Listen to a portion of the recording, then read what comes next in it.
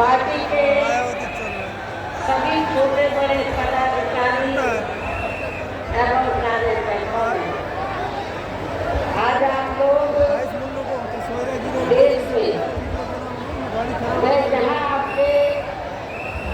महाराष्ट्र प्रदेश में भी लोकसभा के लिए हो रहे आम चुनाव में आपके नागपुर लोकसभा व इससे अन्य लोकसभा की सीटों के लिए चुनाव लड़ रहे अपनी पार्टी के उम्मीदवारों के समर्थन में मुझे सुनने के लिए यहाँ इकट्ठा हुए हैं, तो उसके लिए मैं आप सभी लोगों का हार्दिक दिल से आभार प्रकट करती हूँ। हालांकि मुझे ये बताया गया कि कल आपके नागपुर और आसपास के इलाकों में मौसम बहुत ज़्यादा खराब था, आंधी तूफान आया हुआ था, बरसात आई हुई थी, आपको घबरा रहे थे कल लोग कैसे इधर आ पाएंगे, लेकिन कुदरत ने आपकी मदद की और आज मौसम काफी हद तक अच्छा रहा और आप लोग आज बड़ी तादाद में मुझे सुनने के लिए आए। वैसे आप लोगों को ये मालूम है कि हमारी पार्टी ये चुनाव कांग्रेस, बीजेपी या अन्य किसी भी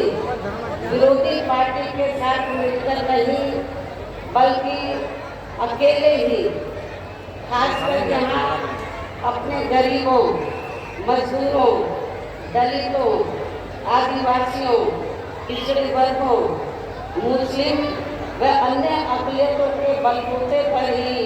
ये चुनाव लड़ रही है और इनमें से पार्टी से जुड़े ये लोग अपनी पार्टी के उम्मीदवारों को जिताने में पूरे जी जान से लगे हुए। हालांकि आज आपके यहाँ इकट्ठा हुई अपार भीड़,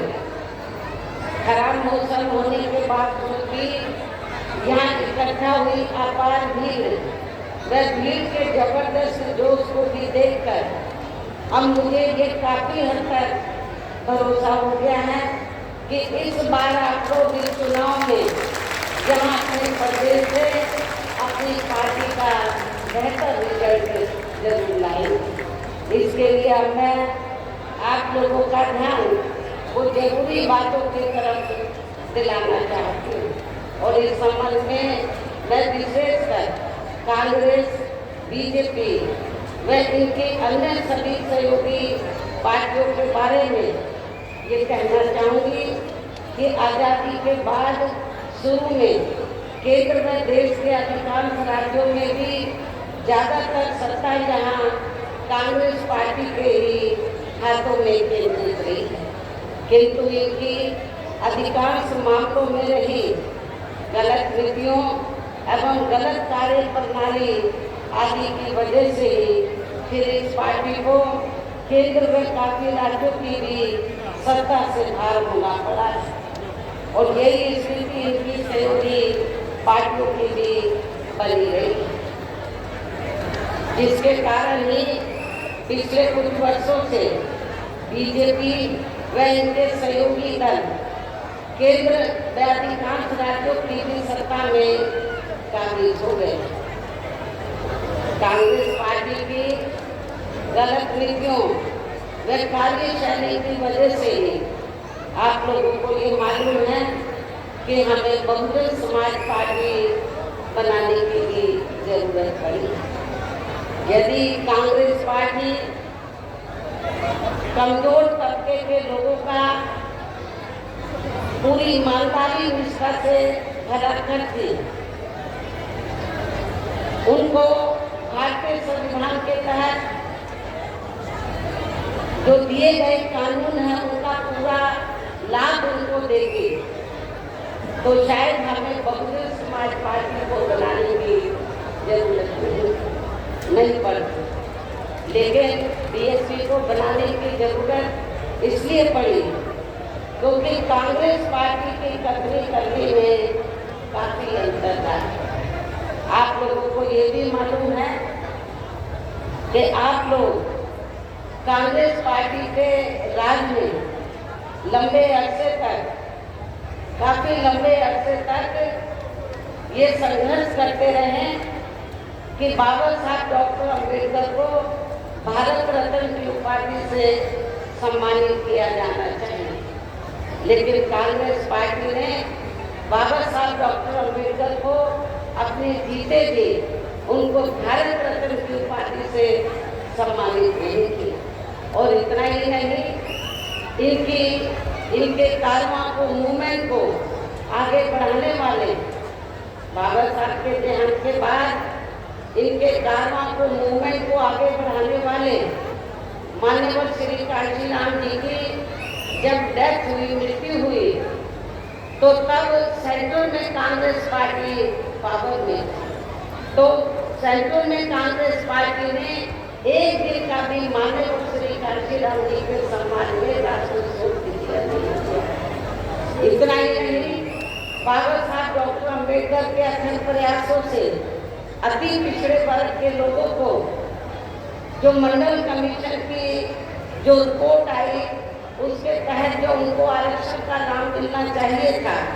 तो कांग्रेस पार्टी की सरकार ने सेंट्रल में अपनी हुकूमत के दौरान मंडल कमीशन की रिपोर्ट को भी लागू नहीं किया, जिसके कारण पिछड़े वर्ग के लोगों को आरक्षण का पूरा लाभ नहीं मिल सका। बहुजन समाज पार्टी के भी अथक प्रयासों से, संघर्ष के कारण ही फिर मंडल कमीशन की रिपोर्ट जब कांग्रेस सेंटर से हार हुई और श्री वीपी सिंह की सरकार बनी, तब ये मंडल कमीशन की रिपोर्ट लागू हुई और उसके लिए बहुजन समाज पार्टी को काफी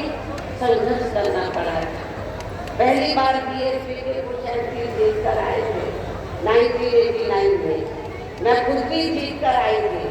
श्री वीपी सिंह चाहते थे कि हम आपका समर्थन चाहते हैं बीएसपी का, और माननीय श्री कांशीराम जी को उन्होंने ये कहा कि आप जो भी मंत्रालय मायावती को देना चाहते हैं, हम देने के लिए तैयार हैं, लेकिन आप हमें समर्थन दे दीजिए। तो हमने उस समय श्री वीपी सिंह को ये कहा कि हमें कोई मंत्री पद या बड़ी कुर्सी आपकी नहीं चाहिए, हमारी केवल दो ही मांगे हैं, परम पूज्य बाबा साहब डॉक्टर अम्बेडकर को भारत रत्न की उपाधि से सम्मानित करना और मंडल कमीशन के रिपोर्ट लागू करना। हमने बड़ी कुर्सी ठुकरा दी, लेकिन हमने दलितों के सम्मान में और पिछड़ों के अधिकारों को ध्यान में रखकर हमने कहा कि हम समर्थन देंगे, हमारी ये दोनों मांगे मान। श्री वीपी सिंह की सरकार ने उस समय हमारी ये दोनों मांगे मान ली और हमने उनको समर्थन दे दिया। कहने का तात्पर्य ये है कि बीएसपी के अथक प्रयासों से ही तो बाबा साहब डॉक्टर अम्बेडकर को उनको भारत रत्न की उपाधि से सम्मानित किया गया और मंडल कमीशन की रिपोर्ट लागू की गई। और कांग्रेस पार्टी की इस किस्म की जो मानसिकता थी, जो गलत नीतियाँ थी, गलत कार्यशैली थी, जातिवादी जो मानसिकता थी, तो उसके कारण फिर ये पार्टी धीरे धीरे केंद्र में ज्यादातर राज्यों की सत्ता से बाहर हो गई और हमें भी फिर बीएसपी बनाने की जरूरत पड़ी। और जिसके कारण ही फिर पिछले कुछ वर्षों से बीजेपी व इनके सहयोगी दल केंद्र में अधिकांश राज्यों की भी सत्ता में काबिज हो गए और अब इनकी भी ज्यादातर जातिवादी, पूंजीवादी, संकीर्ण, सांप्रदायिक व द्वेषपूर्ण नीतियों एवं कार्य प्रणाली आदि से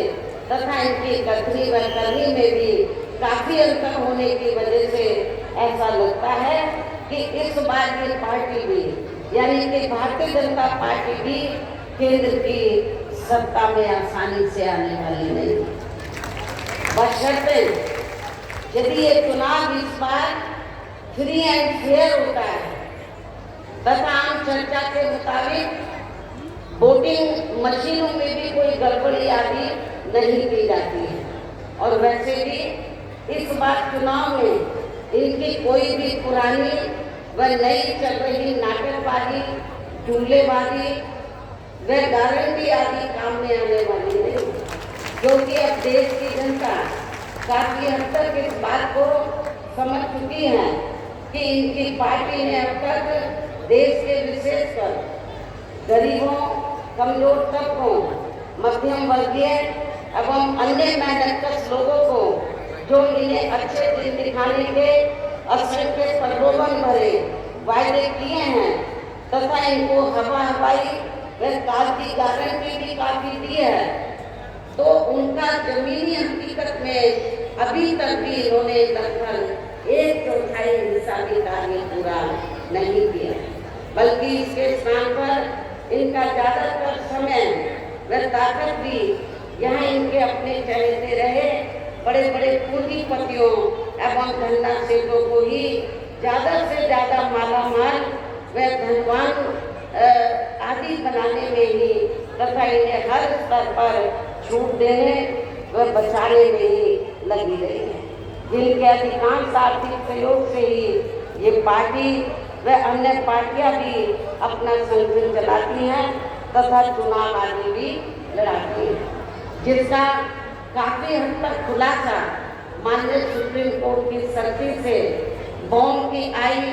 रिपोर्ट से भी हो जाता है तथा जिसमें यानी कि बॉन्ड के जरिए धनवानों से पैसा लेने का अपनी पार्टी के बारे में कहीं पर भी कोई दिक्कत नहीं। हमारी पार्टी ने एक भी पैसा बॉन्ड के जरिए किसी भी पूंजीपति और धंधा से नहीं दिया।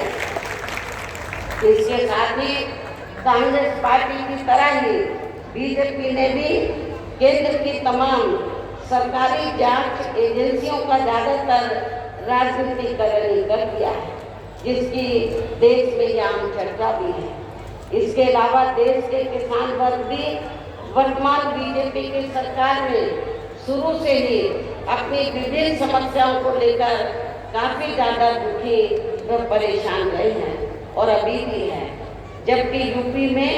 4 बार हमारी पार्टी की रही सरकार ने इनके हितों का भी हर स्तर पर विशेष ध्यान रखा है। इतना ही नहीं बल्कि केंद्र में पूर्व की रही कांग्रेस सरकार की तरह ही वर्तमान भाजपा सरकार में भी इनकी जातिवादी हीन संप्रदाय एवं पूंजीवादी सोच व नीतियों के चलते ही पूरे देश में सर्व समाज में से खासकर गरीबों, दलितों, आदिवासियों, पिछड़े वर्गों, मुस्लिम व अन्य धार्मिक अल्पसंख्यक समाज के लोगों का भी पूर्ण रूप से विकास व उत्थान आदि नहीं हो सका है। और इस संदर्भ में वैसे आप लोगों को ये मालूम है कि पूरे देश में यहाँ दलितों, आदिवासियों एवं अन्य पिछड़े वर्गों का सरकारी नौकरियों में वर्षों से अधूरा पड़ा आरक्षण का कोटा भी अभी तक पूरा नहीं भरा गया है। विशेषकर एससी व एसटी वर्गों के सरकारी कर्मचारियों का पदोन्नति में आरक्षण को काफी हद तक प्रभावहीन ही बना दिया गया है। साथ ही केंद्र व राज्यों में भी विरोधी पार्टियों की रही सरकारों में इन सभी वर्गों को प्राइवेट सेक्टर में आरक्षण दिए जाने की व्यवस्था किए बिना ही इनकी सरकारों के ज्यादातर सरकारी कार्य अब प्राइवेट सेक्टर के जरिए ही इनके बड़े बड़े पूंजीपतियों व धंधा सेठों आदि को ही दिए जाने के कारण अब इन वर्गों को पूरे देश में आरक्षण का बहुत कम ही लाभ मिल पा रहा है। इसी प्रकार इनका अन्य उन मामलों में भी शोषण व उत्पीड़न आदि होना अभी तक भी बंद नहीं हुआ है। इनके साथ साथ मुस्लिम व अन्य धार्मिक अल्पसंख्यक समाज के लोगों की भी हालत अब हर स्तर पर यहाँ काफ़ी ज़्यादा खराब व दयनीय बनी हुई है, जिसका काफ़ी कुछ खुलासा सज्जर कमेटी की रिपोर्ट में भी किया गया है। इतना ही नहीं बल्कि पिछले कुछ वर्षों से केंद्र के अधिकांश राज्यों में भी बीजेपी व आरएसएस की सरकारों के चलते अब इनका विकास एवं उत्थान आदि होना भी काफी हद तक बंदशाई हो गया है। आए दिन इन पर खासकर धर्म की आड़ में हो रही जनजाति भी यहाँ काफी ज्यादा चरम सीमा पर पहुंच चुकी है। इनके साथ साथ अपर कास्ट समाज जैसे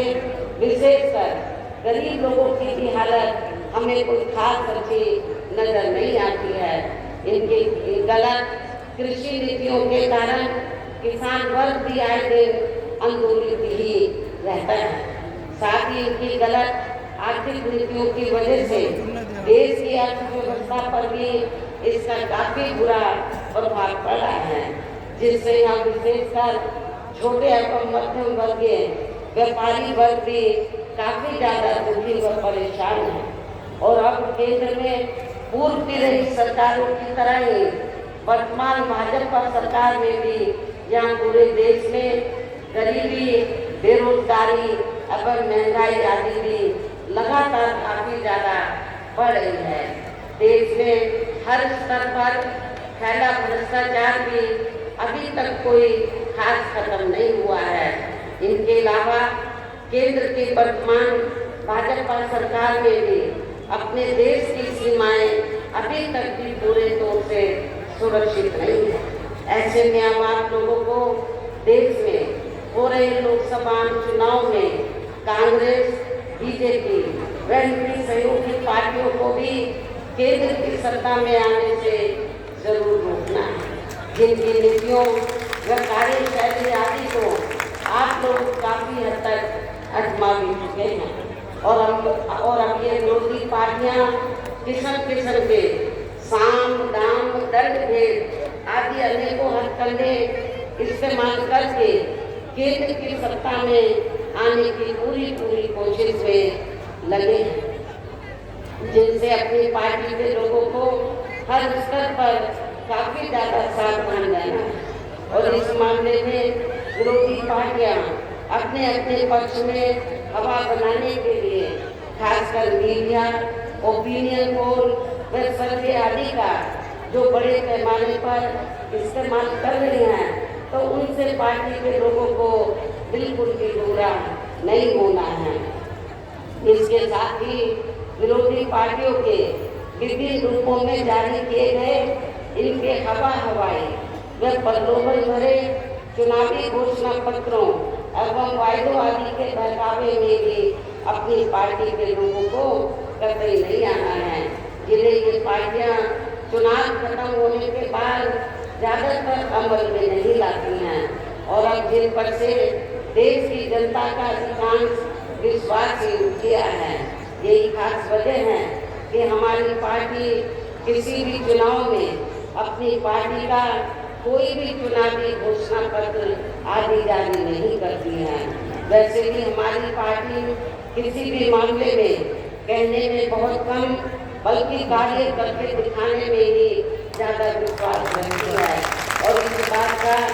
सबसे बड़ा सबूत यह है कि उत्तर प्रदेश में 4 बार हमारी पार्टी के नेतृत्व में रही सरकार ने चुनाव में पार्टी के बिना जारी किए गए घोषणा पत्र के ही प्रदेश व आम जनहित में काफी कुछ ऐतिहासिक कार्य करके दिखाए हैं, जिनकी अब देश के अधिकांश पार्टियों की सरकारें काफी नकल भी कर रही हैं। जबकि इस मामले में हमारी पार्टी का ये कहना है कि यदि इन पार्टियों के स्थान पर केंद्र में हमें अपनी पार्टी की सरकार बनाने का मौका मिलता है, तो तब फिर हमारी पार्टी की बनी सरकार केंद्र में यहाँ अब तक रही सभी विरोधी पार्टियों की सरकारों की तरह केवल यहाँ हवाई व कार्य आदि नहीं करेगी, बल्कि उत्तर प्रदेश की तरह ही जमीनी हकीकत में ठोस कार्य करके दिखाएगी। और इस संदर्भ में खासकर मैं ये कहना चाहूँगी, केंद्र द्वारा देश में पिछले कुछ समय से अति गरीब परिवारों को अस्थायी तौर पर फ्री में जो थोड़ी सी खाद्य सामग्री दी जा रही है, तो उससे इनका स्थायी तौर पर भला होने वाला नहीं है। वैसे भी इनकी ये जटिल समस्या देश में हर हाथ को काम देने से ही केवल दूर हो सकती है, जिसकी तरफ हमारी पार्टी की बनी सरकार विशेष ध्यान देगी। साथ ही देश में अब आए दिन बढ़ रही गरीबी, बेरोजगारी व महंगाई आदि से भी जनता काफी ज्यादा त्रस्त है, परेशान है, जिसे भी आर्थिक नीतियों में तब्दीली करके जरूर दूर किया जाएगा। धर्म की भी आड़ में पिछले कुछ वर्षों से खासकर मुस्लिम समाज के लोगों का द्वेष की भावना से जो इनका काफी शोषण व उत्पीड़न आदि किया जा रहा है, तो ये भी देश के लिए अति चिंता की बात है। इसे भी जरूर रोका जाएगा और ये सब हमने अपनी यूपी की नई सरकार में कतई भी नहीं होने दिया है। इसके अलावा हमने यूपी में सर्व समाज में से खासकर गरीब एवं बेरोजगार लोगों को अपने पैरों पर खड़ा करने के लिए अनेकों ठोस कदम उठाए हैं, जिनको फिर सरकार बनने पर प्राथमिकता दी जाएगी। कहने का तात्पर्य ये है कि देश में इस समय हो रहे लोकसभा चुनाव में विरोधी पार्टियों के जारी किए गए उनके हवाई व प्रलोभन भरे चुनावी घोषणा पत्रों आदि के बहकावे में अभियान खासकर देश के अति गरीबों, मजदूरों, बेरोजगारों एवं अन्य जरूरतमंद लोगों को बिल्कुल भी नहीं आना है। और हमें ऐसी सभी विरोधी पार्टियों को हर हालत में केंद्र की सत्ता में आने से जरूर रोकना है, जिनकी करनी व करने में भी काफी अंतर रहा है, शुरू से ही काफी अंतर रहा है तथा जिन्हें ये लोग बच्चों से आजमा भी चुके हैं। ऐसी स्थिति में अब मेरा यही कहना है कि आप लोगों को अपने खुद के व अपने प्रदेश एवं देश के हित में अपने वोटों को यहाँ कांग्रेस, बीजेपी व अन्य सभी विरोधी पार्टियों को न देकर केवल अपनी एकमात्र विदेशी पार्टी बहुजन समाज पार्टी को ही देना। जो ये पार्टी उत्तर प्रदेश की तरह ही केंद्र में भी अपनी पार्टी की सरकार बनने पर फिर पूरे देश में अपनी पार्टी की सर्वजन हिताय व सर्वजन सुखाय के नीतियों पर आधारित सरकार बनाएगी। इसके साथ साथ केंद्र से जुड़ी आपके क्षेत्र की जो भी यहाँ स्थानीय समस्याएं होंगी तो उन्हें भी फिर दूर किया जाएगा। साथ ही यहाँ गरीबों, मजदूरों, बेरोजगारों, कर्मचारियों, किसानों, छोटे व्यापारियों एवं अन्य मेहनतकश लोगों के हितों का भी विशेष ध्यान रखा जाएगा। समाज में खासकर दलितों, आदिवासियों, पिछड़े वर्गों, मुस्लिम व अन्य धार्मिक अल्पसंख्यक समाज के लोगों के विकास व उत्थान के साथ साथ हर स्तर पर इनकी सुरक्षा आदि के लिए भी प्रभावी कदम उठाए जाएंगे। तभी फिर यहाँ वास्तव में अपने देश के महान संतों, गुरुओं व महापुरुषों में भी विशेषकर महात्मा ज्योतिबा फुले, श्री छत्रपति शाहू जी महाराज, श्री नारायण गुरु, बाबा साहब डॉक्टर भीमराव अम्बेडकर एवं मान्यवर श्री कांशीराम जी आदि का अधूरा सपना जरूर साकार हो सकता है, जिनको यूपी में हमारी पार्टी की नई सरकार द्वारा हर स्तर पर पूरा आदर सम्मान भी दिया गया। इन्हीं खास बातों के साथ ही अब मेरी आप लोगों से यही पुरजोर अपील है कि हमारी पार्टी ने आपके नागपुर व इससे लगी अन्य लोकसभा की सीटों से भी अर्थात पूरे महाराष्ट्र से जिनको भी चुनाव के मैदान में उतारा है, जो यहाँ के सामने मंच पर मौजूद भी हैं, तो उन्हें आपको जरूर कामयाब बनाना है। जिनको कामयाब बनाने के लिए जहाँ सेंटर एवं स्टेट के कोऑर्डिनेटर तथा स्टेट अध्यक्ष एवं आपके महाराष्ट्र स्टेट के अध्यक्ष व स्टेट की पूरी कमेटी और यहाँ के जोन एवं अन्य सभी स्तर की कमेटी के पदाधिकारी जिनको जिताने में पूरे जी जान से लगे और इसके लिए अब पार्टी के लोगों को वोट और इसके लिए अब पार्टी के लोगों को वोट वाले दिन यहाँ बीएसपी के अपने सभी लोकसभा प्रत्याशियों को अपनी पार्टी के हाथी चुनाव चिन्ह के सामने वाले बटन को दबाकर अगर से ही दिखाना और इसके लिए अब आप लोगों को वोट पड़ने वाले दिन यहाँ बीएसपी के अपने सभी लोकसभा उम्मीदवारों को पार्टी के हाथी चुनाव चिन्ह के सामने वाले बटन को दबा के इनको जरूर जिताना है, कामयाब बनाना है। इसकी मैं पुनः आपसे अपील करती हूँ और इस संबंध में यहाँ मैं ये भी कहना चाहूँगी कि आप लोगों को वोट पड़ने वाले दिन सबसे पहले सुबह उठते ही व समय से अपने अपने पोलिंग बूथों पर अपना वोट डालने के लिए जरूर जाना है। इसके बाद ही तब फिर आपको अपना अन्य कोई कार्य करना है और इस मामले में हमारी महिलाएं भी अपने पुरुषों से पीछे नहीं रहेंगी। जो आज जो वोट वाले दिन पुरुषों से बढ़कर आगे बढ़कर अपने अपने पोलिंग बूथों में अपने उम्मीदवारों को पोलिंग बूथों पर अपने उम्मीदवारों को वोट डालेंगे। इसके साथ साथ आपका ये भी पूरा प्रयास होना चाहिए कि आपके अपने अपने पोलिंग बूथों का कोई भी वोट पड़ने से ना रहे, अर्थात अपनी पार्टी का एक एक वोट समय से जरूर पड़ जाना चाहिए। और अब मैं अंत में पुणे जहाँ अपनी पार्टी के सभी उम्मीदवारों को जो यहाँ मंच पर मौजूद हैं, अपनी पार्टी के इन सभी उम्मीदवारों को पार्टी के हाथी चुनाव चिन्ह के सामने वाले बटन को दबा के उन्हें भारी वोटों से जिताने की अपील के साथ ही अब मैं अपनी बात यही समाप्त करूं। लेकिन इससे पहले मैं ये भी कहना चाहूँगी कि परम पूज्य बाबा साहब डॉक्टर अम्बेडकर ने अपने जीते भी महाराष्ट्र में उनका वैसे तो पूरे देश के लिए उन्होंने काम किया, लेकिन महाराष्ट्र में खासकर जो ये उनकी कर्म भूमि रही है, तो बाबा साहब डॉक्टर अम्बेडकर ने पूरा प्रयास किया था कि आप महाराष्ट्र सेंट्रल के साथ साथ खासकर महाराष्ट्र स्टेट की पॉलिटिकल पावर के मास्टर की आप लोग अपने हाथ में, लेकिन उनके जीते भी आप लोग इसमें कामयाब नहीं हो सके। उनके देहांत के बाद फिर इनके कारवा को बुरे पड़े कारवा को मान्यवर श्री कांशीराम जी ने तो मंजिल तक पहुंचाने का पूरा प्रयास किया।